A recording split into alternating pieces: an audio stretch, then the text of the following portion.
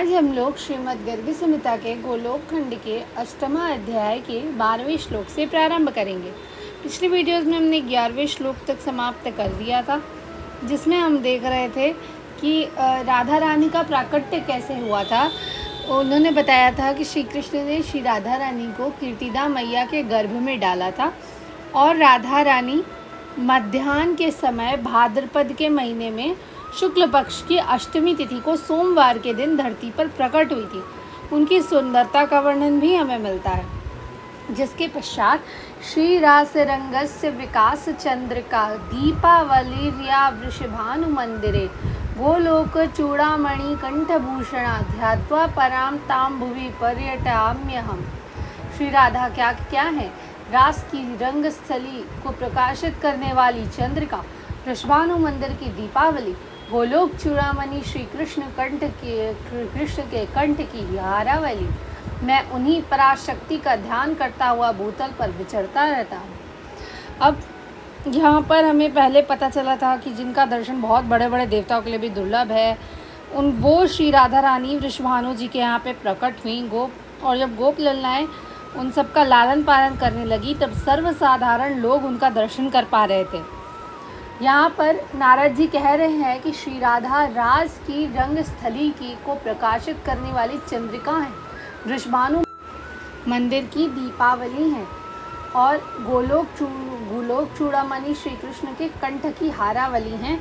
उन पराशक्ति श्री राधा का ही नारद जी धरती पर विचरते हैं, उन्हीं का ध्यान करते हुए। जिसके पश्चात बहुलाश्ववाच वृषभानो रहो भाग्यम यस्य राधा सुता भवत् कलावत्या सुचंद्रेण किम कृतम पूर्व जन्मनि।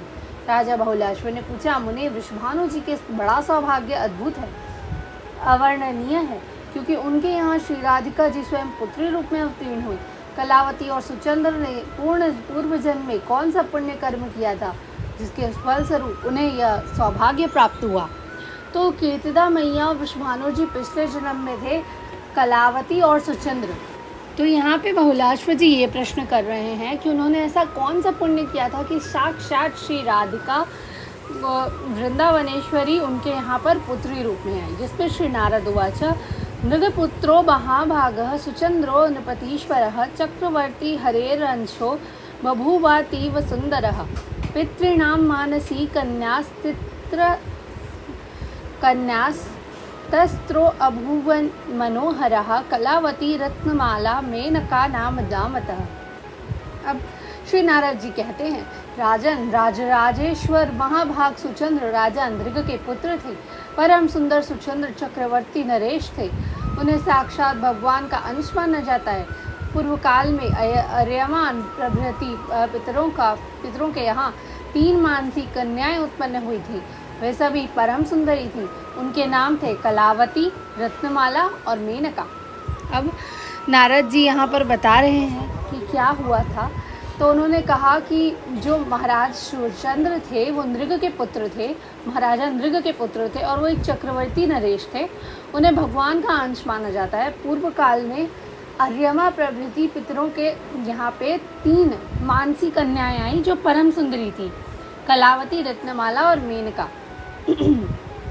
कलावतीं सुचंद्राय हरेरंशाय धीमते वैदेहाय रत्नमाला मेनकां च हिमाद्रये परिबर्हेण विधिना स्वेच्छाभिः पितरो ददुः सीताभुद्रत्नमालायां मेनकायां च पार्वती वयोश्चरित्रं वेदितं पुराणेषु महामते। तो ये तीनों मानस कन्याएं थी। पितरों ने स्वेच्छा से ही कलावती का हाथ श्री हरि के अंशभूत बुद्धिमान सुचंद्र के हाथ में दे दिया, रत्नमाला को विदेहराज के हाथ में और मेनका को हिमालय के हाथ में अर्पित कर दिया। साथ ही विधि पूर्वक दहेज की वस्तुएं भी दी। महामते रत्नमाला से सीता जी और मेनका के गर्भ से पार्वती जी प्रकट हुई थी। इन दोनों देवियों की कथाएं पुराणों में प्रसिद्ध है।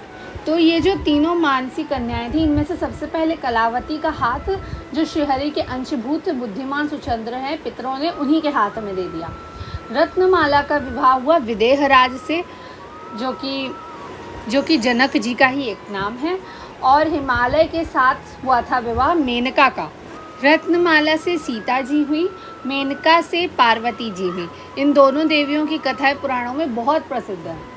धन्यवाद। आज के लिए बस इतना ही। हम लोग आगे के श्लोक अगली वीडियो में करेंगे। तब तक के लिए जय श्री राधे कृष्ण।